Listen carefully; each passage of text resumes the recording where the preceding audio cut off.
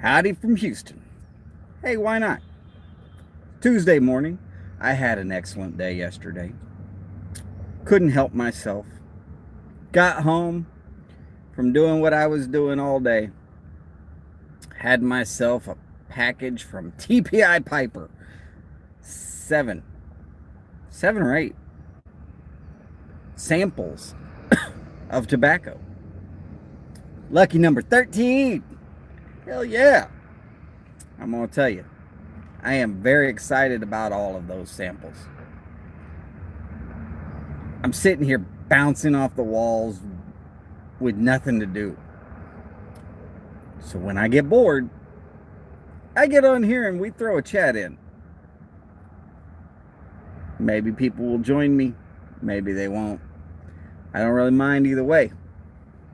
But hopefully y'all are here. Hopefully y'all are having as good a day as I am. Not much more I can say about it than that. And just in case anybody's wondering, yes, I am an official Hooters inspector. I work 24/7. No job too big.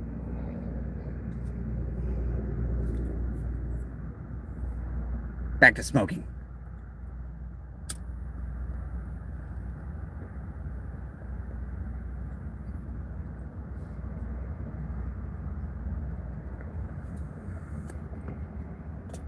Hid the pipe today. Going with a little Cosmopolitan blend from Planta. Been hearing me talk about them for a while now. If you've been following along at home and in the home game of the Voodoo Review, yes, you've been hearing a little bit about Planta for a while. It's because I got 2 pounds for less than $50.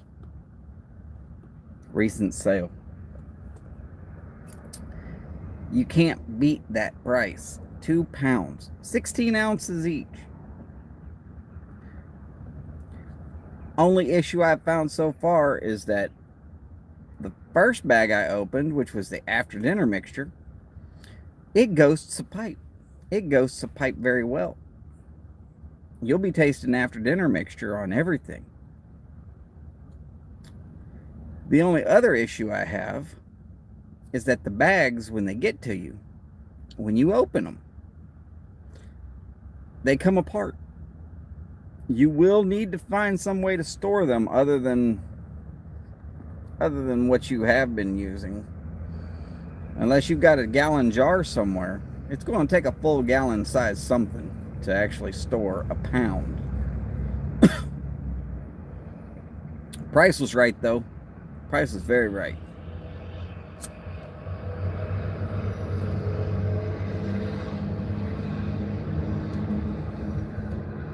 Normally, that would be jumping on here. Well, I got a phone call. I gotta talk to that person. See you later.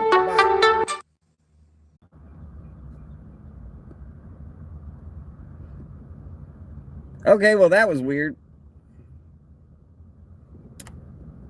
I'm not going to say weird. My wife calls. She only calls when she absolutely has to, but she had an issue. Wanted to know what I thought. And I gave her an answer. And I'm back. Hopefully nobody came in while I was gone. I'm going to act like it was okay. Nobody expects to see me right now anyhow.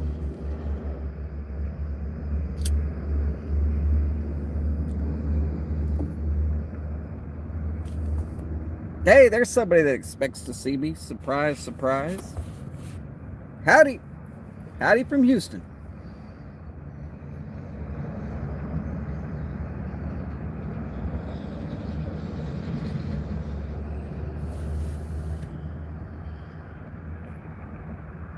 Rustic. I'm not going to say your first name, but I know it now. It's going good. It's going real good. Real good. Just a average Tuesday morning with nothing to do and a and a whole lot of just wanting to do something.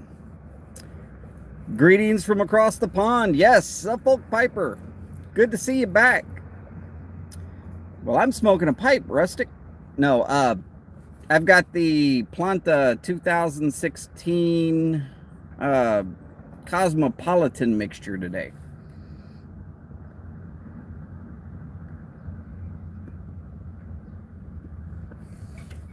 I really want to get into that bag of goodies that I got sent by Mark at TPI, Tobacco Pipes International. Oh my God, his box of samples is better than my whole cabinet at the house. Gotta tell you, if you ever see anything that says TPI is giving away samples, get in on it. Get all in on it. Jump in with both feet. Last time he said it, there were all of 13 of us that got in. I was lucky number 13 and won. Can't beat that. I mean, the odds, 13.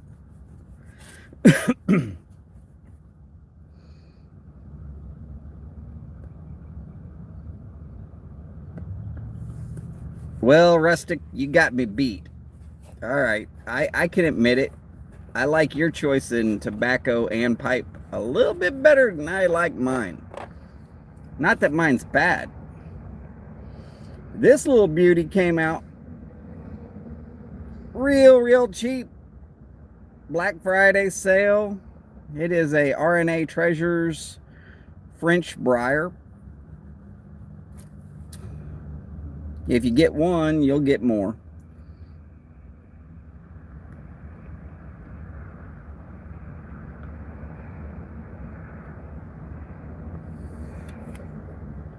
Ooh, get a little warm in here. Unfortunately, Houston is expecting normal weather for us, also known as summer for everybody else.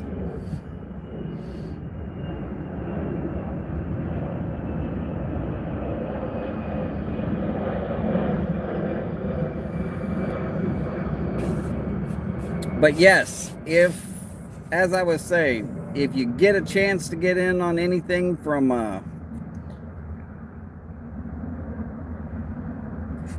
mostly estate pipes. I understand. You don't have to spend a lot of money to get a good pipe.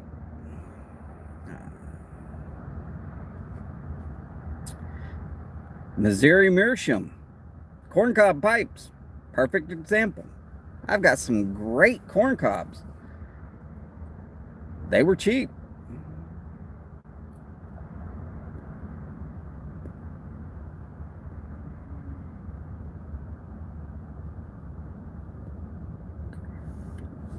I've got this little clay pipe from the Briar Shop. Absolutely a great little tool for smokers. $3.50.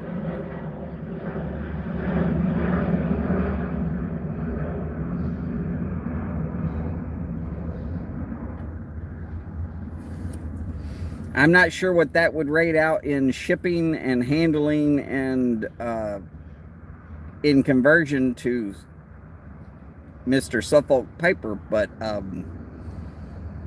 it's still pretty cheap.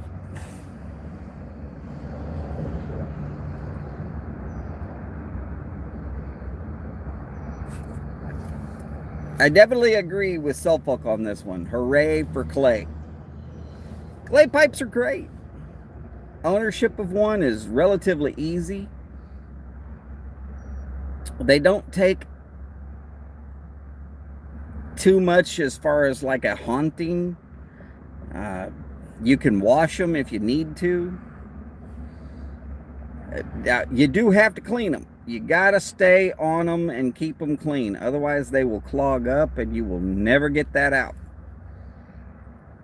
But other than constant need for cleaning, just such a good, tasty pipe. Oh, and you can't really clench a clay.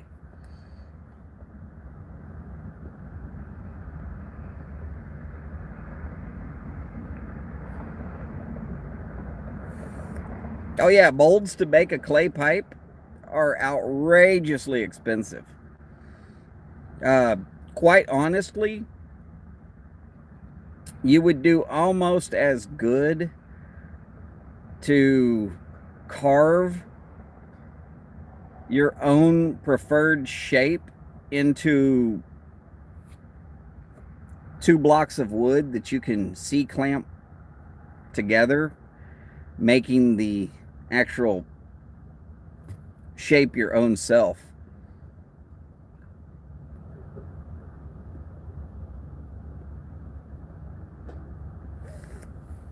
Uh, let's call it 2 for 1. That's about $10. That's not bad. That's not bad at all. I've seen really nice clays that ran all of $25. And I saw a set of 3 clays that ran 32 something. And if it hadn't been for the fact that it was a limited run, I would have gotten one. But by the time I had entered my information, all 5 of the sets were already purchased. And well, you know, kind of pissed off at myself for that, but no reason to be, really. Yeah. I didn't pull the trigger fast enough.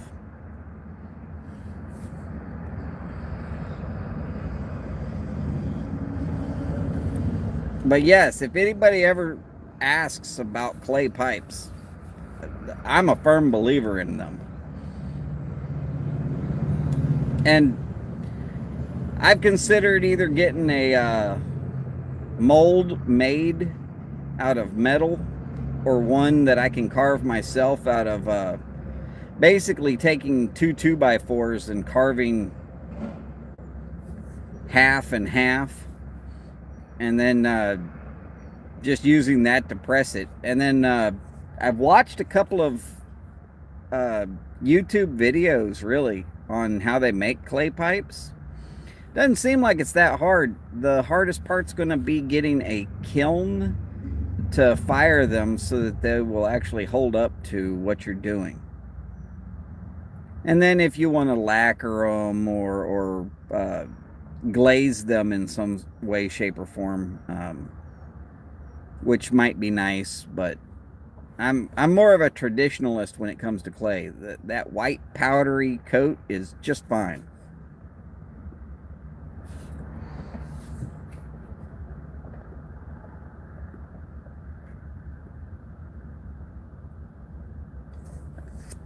I didn't know they made church warden clays.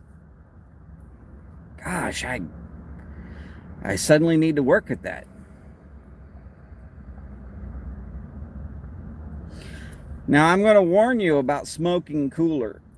In a clay pipe, the smoke might be cooler, but that bowl is going to be just as hot. You will not be holding on to the bowl while you smoke a clay. Not unless you have asbestos hands. It burns. It's going to get too hot.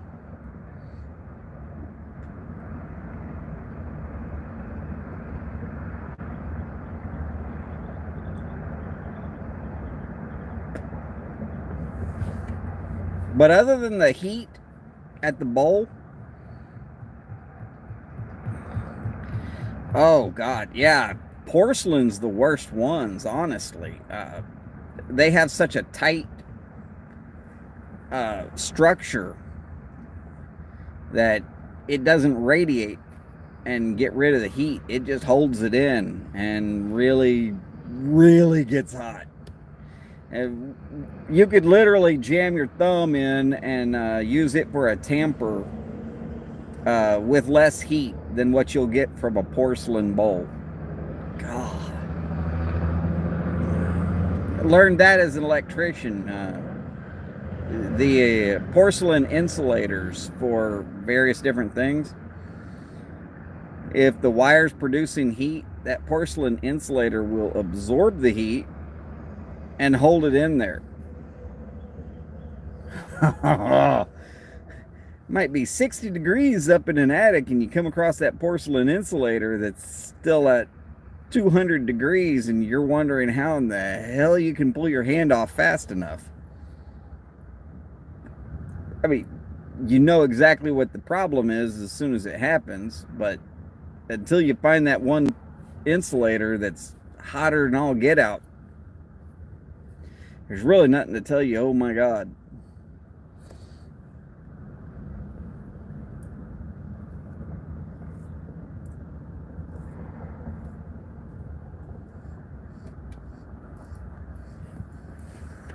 Well, now I'm on the lookout for a church warden in a clay. But the first church warden I'm actually going to get, if I ever get a church warden, has got to be a Peterson D6 in a green. The church warden for that is that.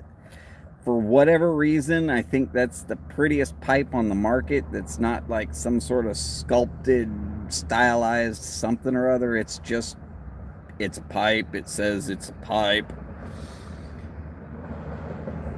But it's that long stem, elegant looking with the green bowl. I don't know what it is about the green bowl, but that's the one I want. The only one I want.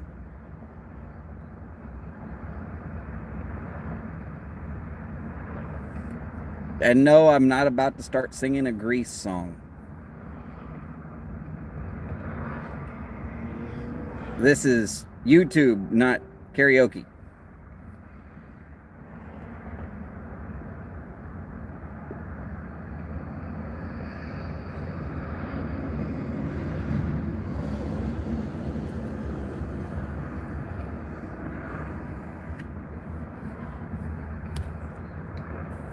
Well, almost all the big makers have a nice church warden, or at least the ones that do make church wardens. But there's something about the Peterson one that speaks to me. Let's just say it that way. And that's the easiest way to figure out which pipe is right for you, is does it speak to you?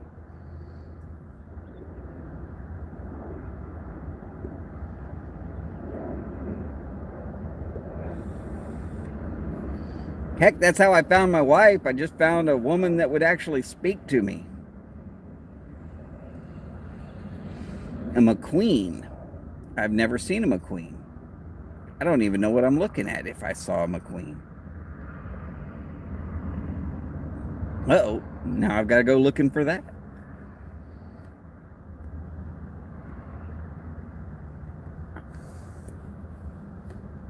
I see Suffolk Piper understood my joke.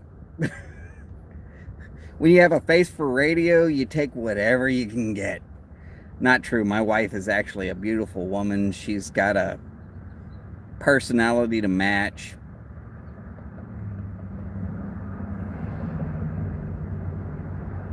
Huh, okay. Well, I'm going to have to look at those. Some kind of a wizard style in cherry. Sounds like it would be fun for me.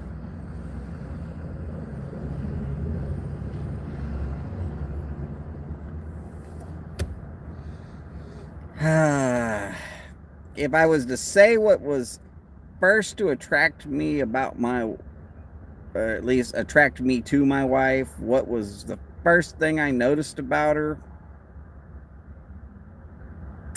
She didn't run away.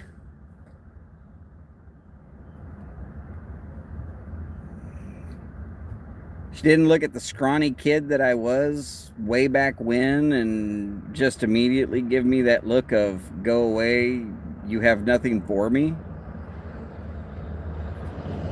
I saw that look all too often on my way up from being a young little kid to becoming what I am today.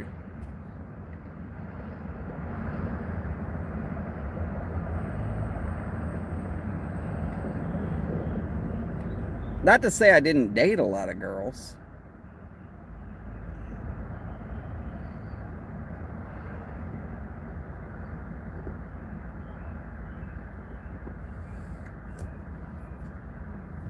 Yeah, she met me probably 2 months after my divorce went through.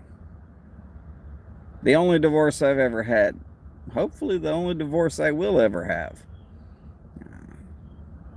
Only good thing that came out of my first marriage was my son. He's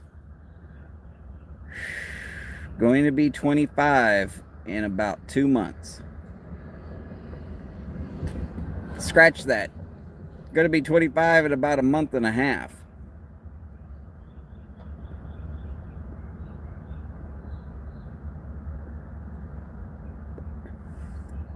Oh, my wife does.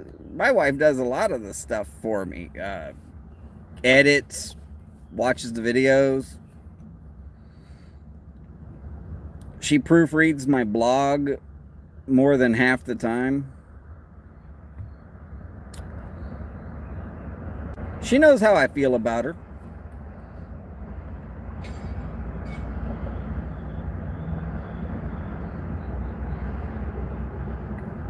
At least I think she knows how I feel about her. Actually, there's nothing I could honestly say that she hasn't heard from me 1,000 times before.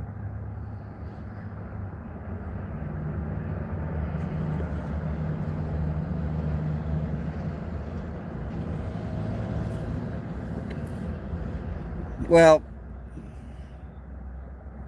I would normally not edit a live because there's no way to edit a live.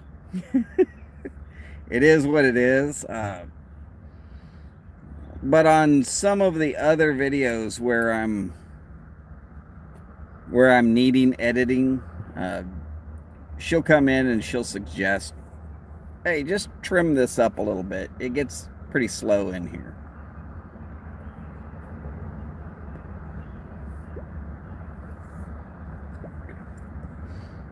I mean, yes, I want to be able to put out good videos, but no, I don't want to put out boring junk that nobody wants to watch. I don't want to be the boring junk channel that nobody ever goes to because, oh my God, it's him again. I'm putting out quite a few lives just because I'm bored.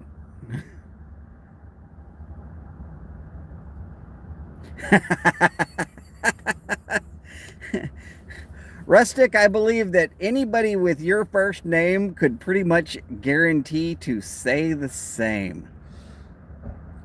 I know anybody with my first name can pretty much guarantee to say the same. Yep.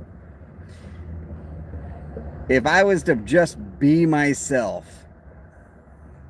No, YouTube would not allow that to be on here. Nobody would want to watch that anyways.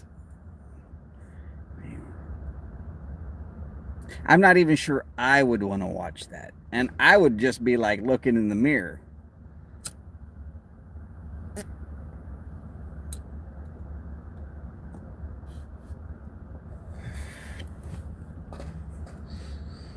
I will say I like a lively crowd. One that likes to ask questions and poke fun at me and, talk. It's easier to keep a good live going if you got a lot of people or if you have a lot of questions or comments. I had a 2-hour one of the first ones I did live. I decided I was going to put the Missouri Meerschaum Bent General to the test. And for about 2 hours, I smoked that damn pipe. And for about 30 minutes of it, I had the Doomsday Piper in with me. I don't know if anybody's ever going to be able to watch that whole video and not just cringe. I'm not sure I was that entertaining. I'm pretty sure it was bad.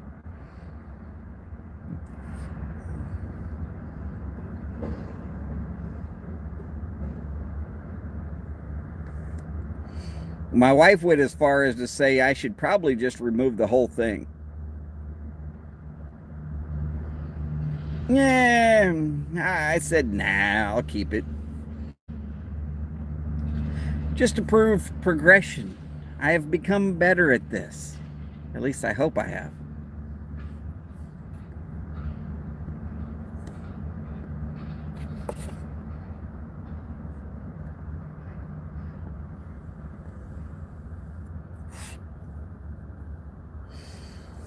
Uh, I will agree with you. Probably I would do a lot better with my lives if I gave people fair warning. And then again, they might decide to plan their day so that they can be well away from their ability to view my live feeds.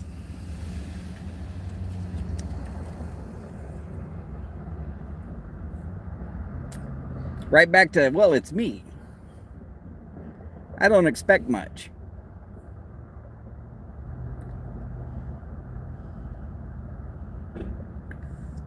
I mean, if I made it up to 6 people on a live feed at any one time, that would be my new record.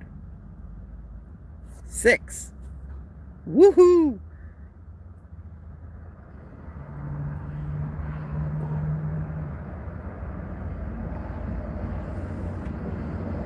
I know it's mostly because of the time of day when I can actually do this.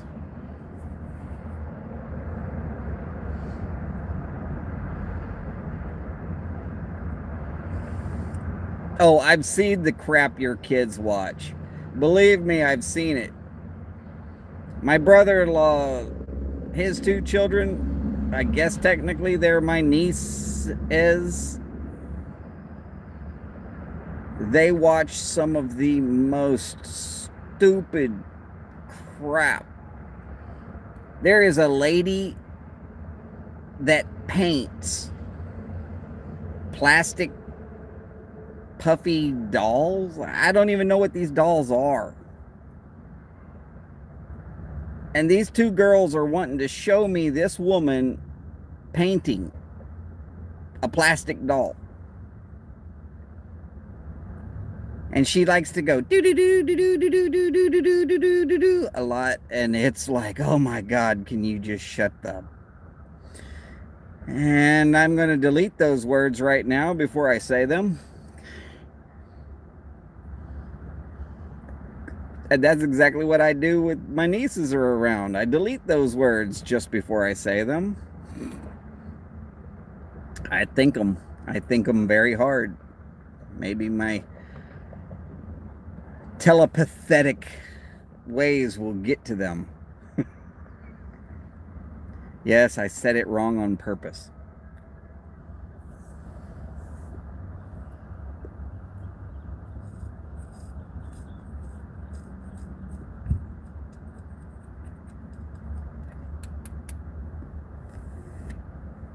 Yeah, yeah. I treat live feeds like an interview. That's the best way to say it. Uh, I got trolled once. I tried to keep it nice and polite.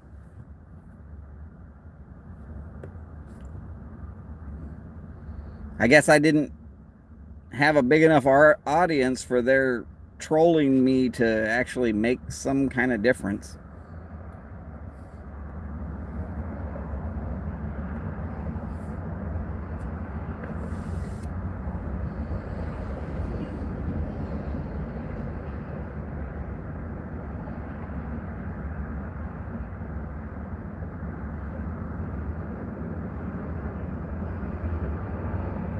Ah. Well, I'm not a tattoo artist, but I'm a tattoo recipient. I'm not here to show off my tattoos. I've got quite a few, though.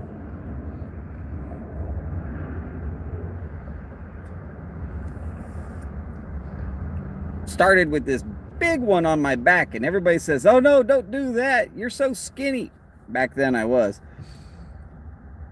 They'll be digging right into your shoulder blade. Now, I got up after it was done and I was like, man, that tickled a little. And the guy looked at me and he's like, oh God, you're one of those with the high pain tolerance. Pretty much. He said, I need you to come back in about 2 weeks. I'm having a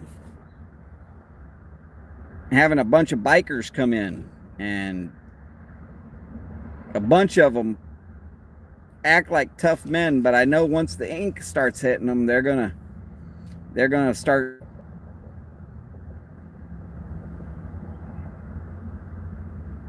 See, I didn't get any on the neck. I didn't get any where they're visible. All of them can be hidden by a t-shirt. See, did you see it? It was right there. I even got right into that underarm pocket all the way around where even grown men sometimes tend to start crying. Yeah.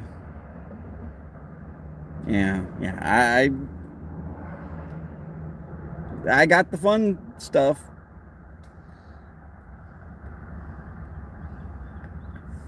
But yeah, the first tattoo artist,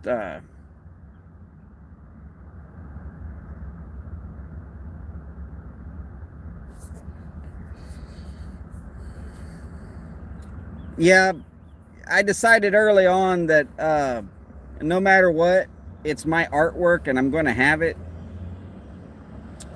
But I never want to be in a situation where I might need to be at the family picnic and it's August and you want to be in t-shirt and shorts, but you can't because you've got ink that's down your leg or all over your arms and hands and out on your face and neck and all that. Now that's my personal choice. I'm not saying that it's wrong for somebody to do, but I always thought about that when I was thinking about where would I get the next one. And obviously some of these I can't show you. I'm not taking my pants off for anybody except for my wife. She's already seen them, so there's no point in that now.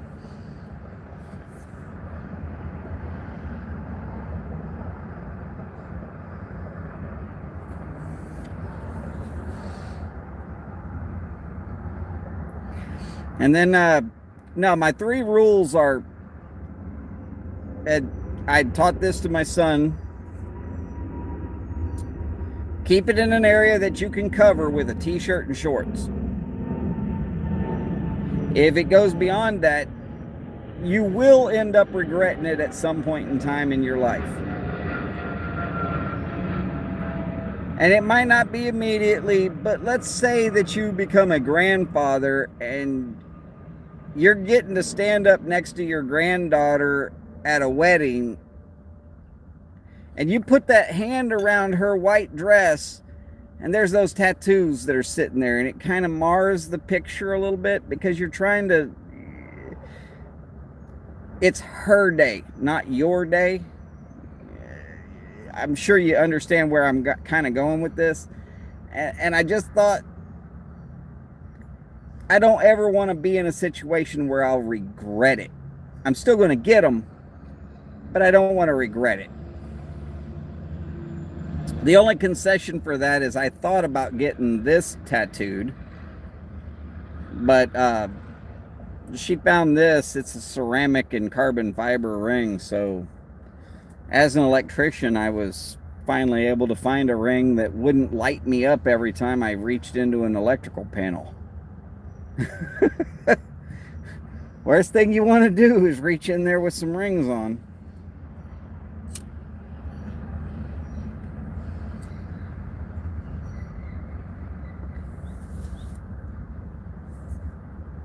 Rustic, you have a good day. You be safe. I'll definitely be seeing you sooner or later. You take care, and know we'll be thinking about you. So part 2 of tattoo theory for me: no names. If it's not your mother, your father, or your kids' names, just don't get them on you.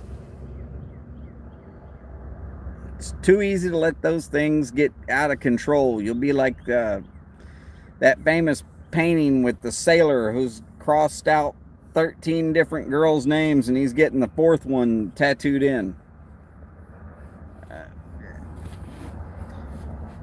Girlfriends and wives are fleeting at best. And you might not enjoy the fact that you've got that name on you if they decide to leave you. And my number 3 theory on tattoos: no symbols that you do not know the direct meaning of. If they tell you at a tattoo shop that this is what it says, don't believe them.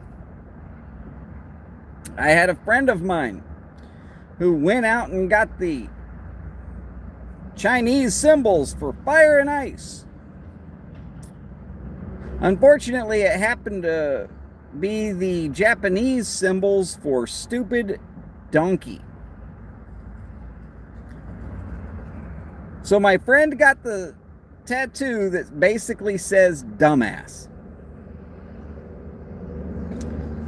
Yeah. He can't read Chinese. He didn't know it was actually Japanese.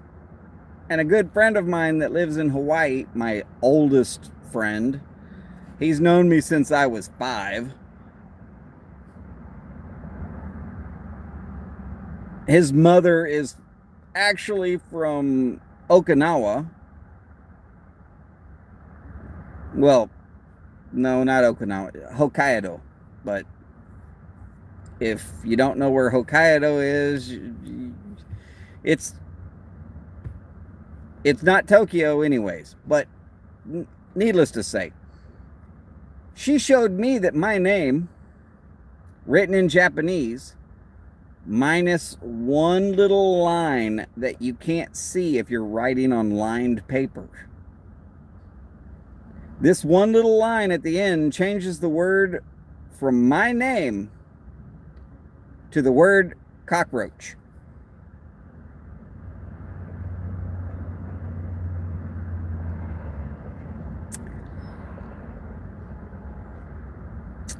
Yeah, that got me thinking.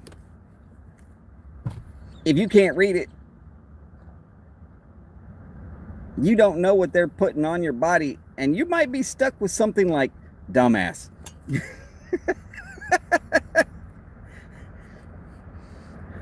But yes, how we found out that my friend's tattoo said dumbass was my other friend was here in the state.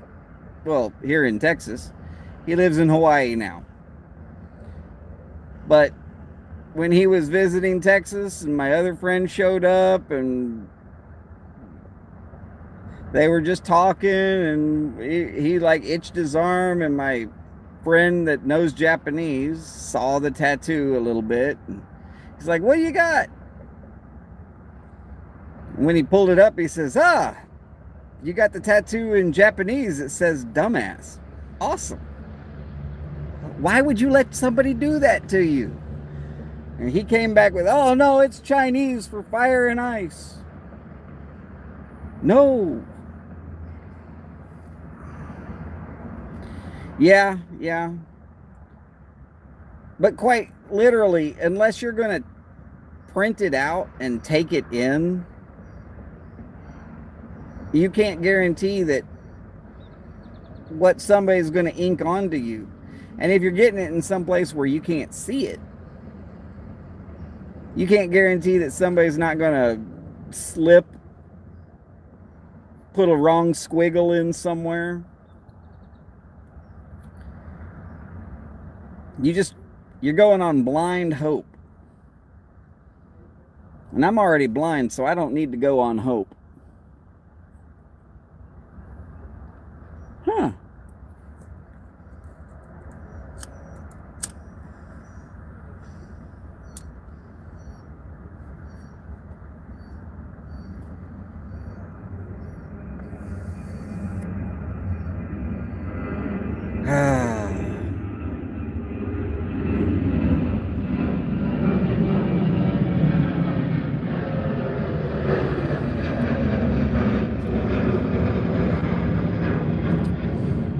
So Suffolk How's the weather out in jolly old England?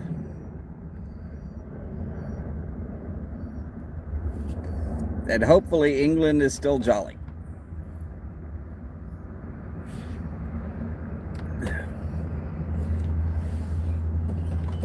I will say it's bright, sunshiny, and hot here in Houston. That's why I'm already wearing t-shirts and wishing that the oak pollen would go away.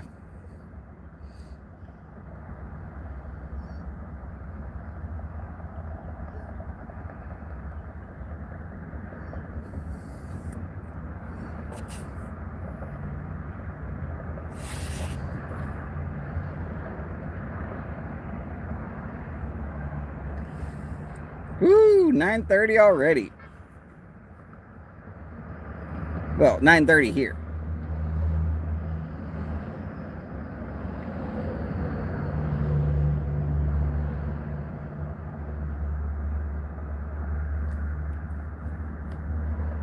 Well, that sounds good.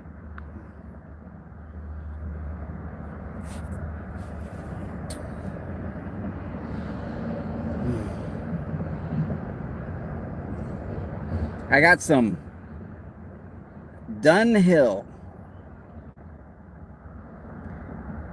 BB, what is it, 18 or 1938 or 1838, or the BB is supposedly stands for baby's butt, baby's bottom.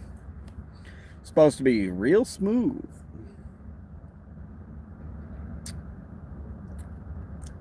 I like some Dunhill.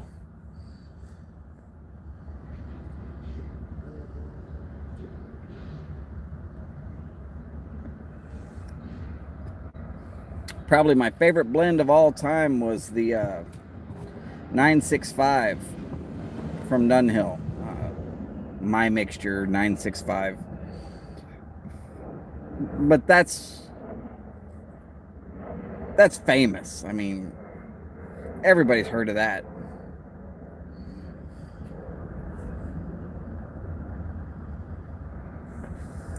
Still a bit too cool, huh? Well, y'all get the wind right off of the North Sea. And that water's cold. That water's cold. I do not know how people can swim the English Channel, because I know how cold that water is. I mean, I know that in my younger days, I physically could have done it. The distance, that is. Swimming the distance is not the problem. It's that water temperature that's the problem. Man.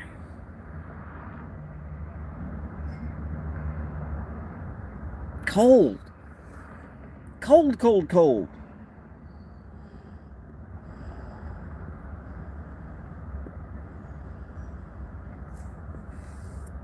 People used to say submarines were hot. I don't know how you can take a tube of steel, shove it down in that cold of water, and still have it be hot.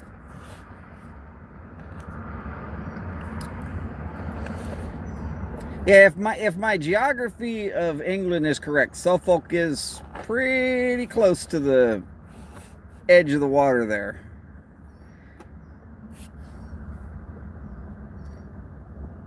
But from what I also remember, some beautiful countryside out there. Just absolutely gorgeous.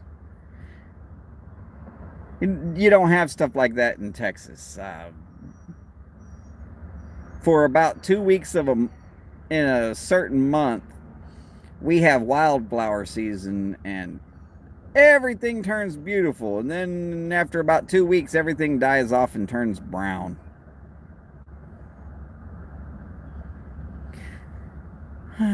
Yeah, the nuclear generators. But if we go back to World War II, they had to shut off their diesels when they went underwater, and it was running on battery power. And all of that cold water should have cooled it off some.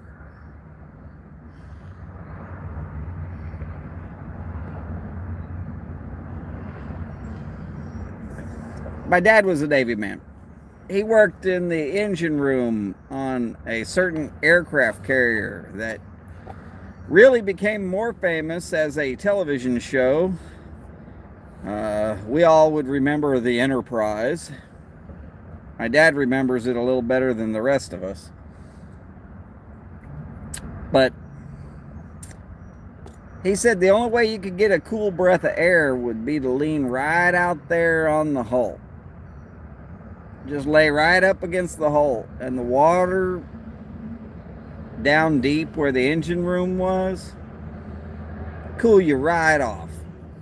It was like a 60-degree plate of steel that you could just snuggle your back right up against.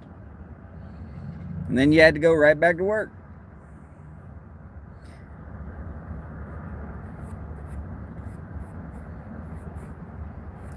And yeah, I guess he was in the nuclear reactor area his own self. Probably why he's crazy and so am I.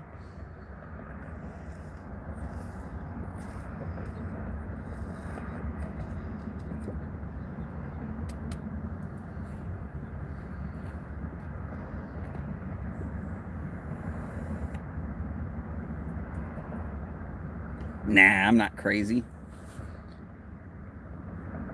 How was it said? How did Dennis Hopper say it? Poor people are crazy. I'm eccentric.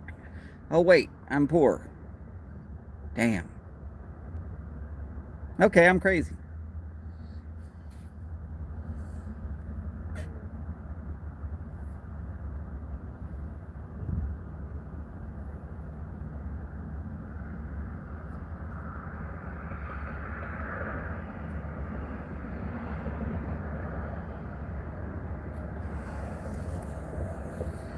Only thing I hate about a new pipe, before it really gets broke in, you got to work it.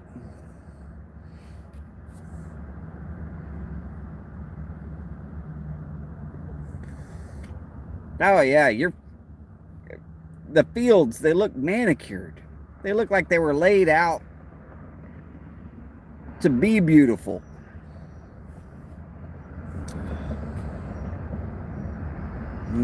Somebody decided to take a plan out there and say, oh, you can't have that fence right there because that's not going to be pretty. But if you just move it this way a little bit, now you got it. I mean, I went through there once when I was overseas. I didn't have a lot of time, but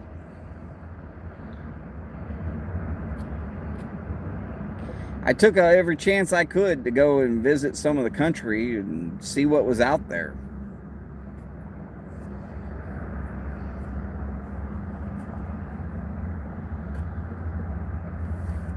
I can't tell you half the places I was because I don't know the names of them and it's been a few years. I know that I went to the Newcastle Brewery. I'm hoping that was in Newcastle. Somebody said, let's go. And I said, okay. Sounds like beer to me.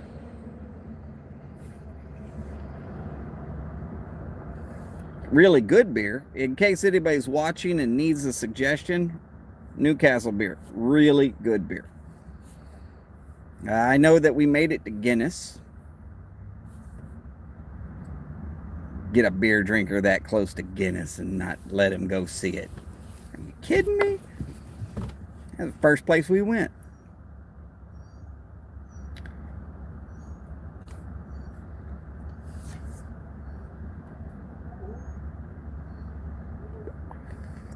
Some of the guys went to go see the Blarney Stone.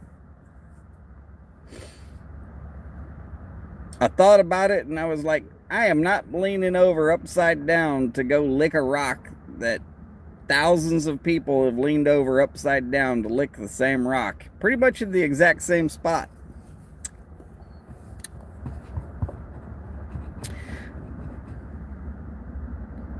Of course, I tried the Newcastle Brown Ale.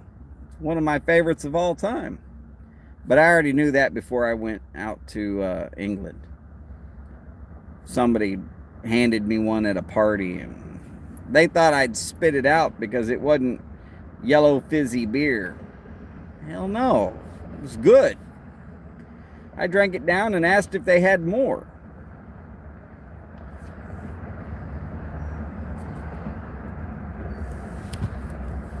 They didn't realize it, but I got them in trouble. They showed me where more was, and I drank it. Then their father came home wanting to know what happened to his beer.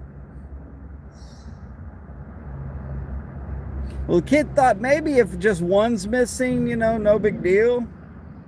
Two might be acceptable. 12-pack gone. That's the problem with Newcastle Brown Ale. As if by magic, just holding it in your hand, it evaporates right down your throat. And you don't really realize that you're slugging them back that fast.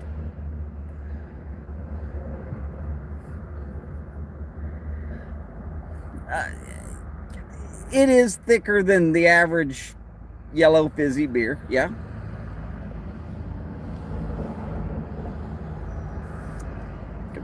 My opinion, it tastes better than the average yellow fizzy beer.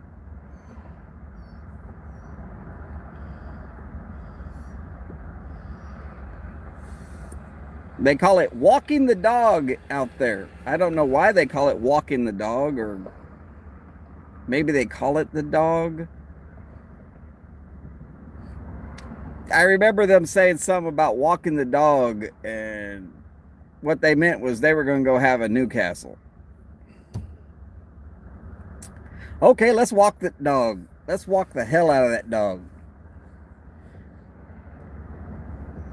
Yeah, I like.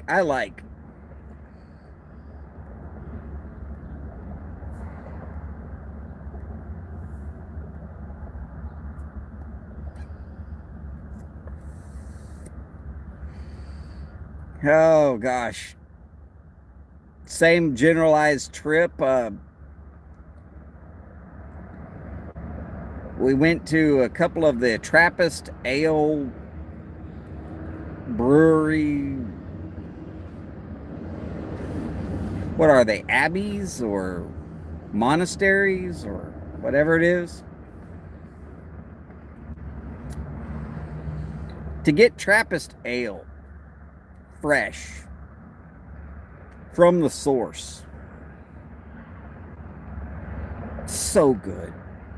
Way better than it can ever be said to have it transported all the way back to the United States. Well, if I ever get back to England, I'm going to be hitting every last one of them I can, and a few of the distilleries that do Scotch also. Not that Suffolk, which is England, and Scotch, which is Scotland, are in the same location, but if I'm that close,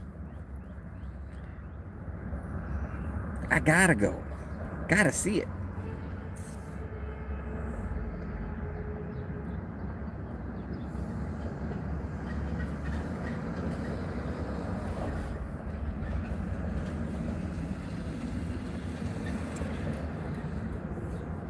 I mean, let's be realistic.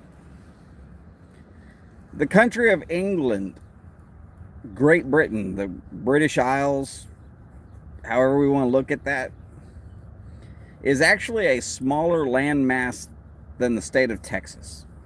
Now, the state of Texas is huge. But when you lived in the state of Texas long enough, you stop thinking that 200 miles one direction is too far. You stop feeling that it's anything more than just a day trip. St. George's.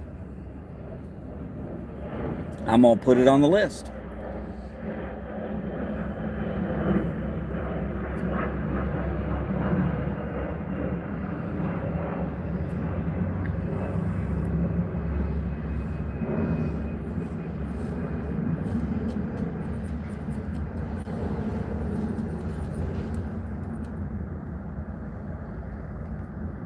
My only real big concern about going to other countries is my propensity for having firearms.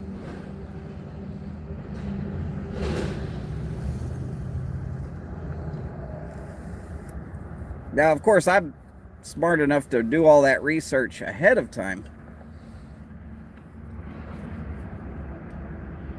But after ownership and having them legally for as many years as I have,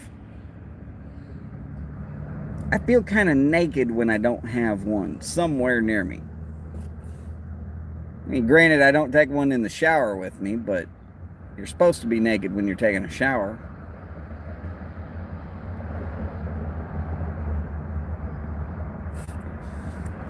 Microbreweries. I love microbreweries. Some of the best beers I have ever had came out of a microbrewery, and then shortly afterwards, it's going nationwide or even worldwide, and you're going, but it was so good. And then they'll have to change the recipe a little bit so that they can make enough of it to keep up with demand, and it's almost never the same after that. But yeah, I love some microbreweries. Even down to the nano breweries where it's like a brewery club that one little neighborhood might have. One guy brews a gallon and everybody gets like one bottle. Then the next guy brews a gallon. Same deal. You can definitely get some good beer out of those kind of situations.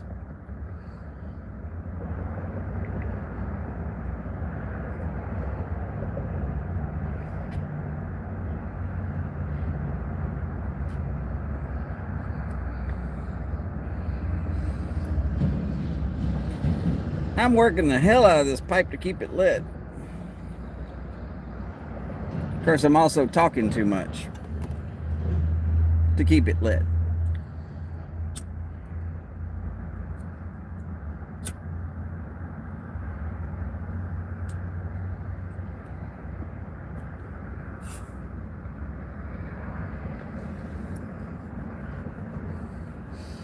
I completely agree with you.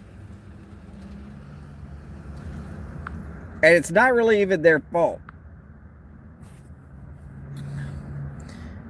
Again, the problem is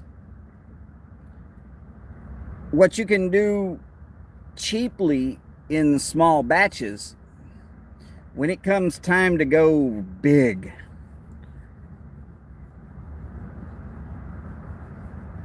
costs, demands, supply,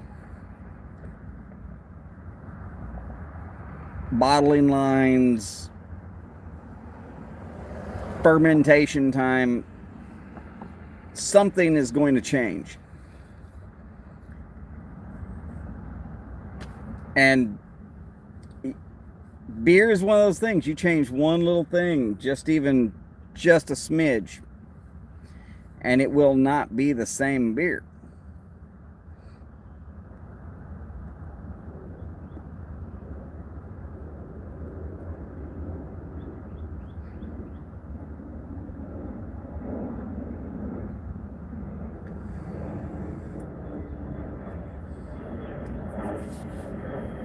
Heck, I even like the whole reason why beer became so prevalent.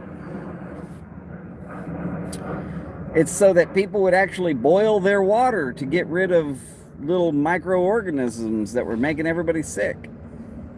Everybody should go into brewing beer because it'll keep you healthier. Well, back before all the regulations came through and water got a lot safer, they were right. And the clergy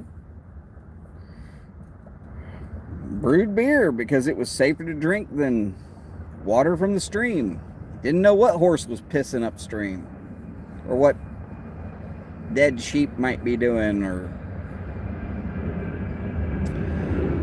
that head of cattle that decided to take a crap in the middle of the pond. It was all interrelated.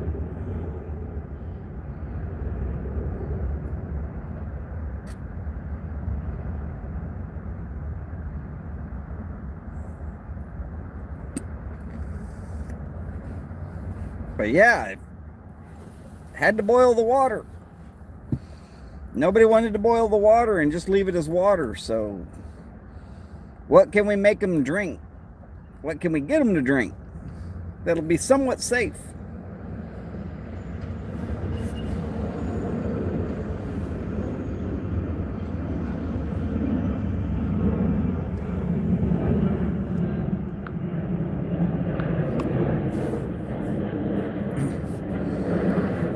Yep, that pretty much is it. Quality sacrificed for quantity. And it could be as simple as time, and it could be as simple as money. When you're really working on something that you that you love, you show it the love. And when you're really working on something that you're just like, man, I'm in this for the money, start taking shortcuts. 'Cause there's more money in it that way.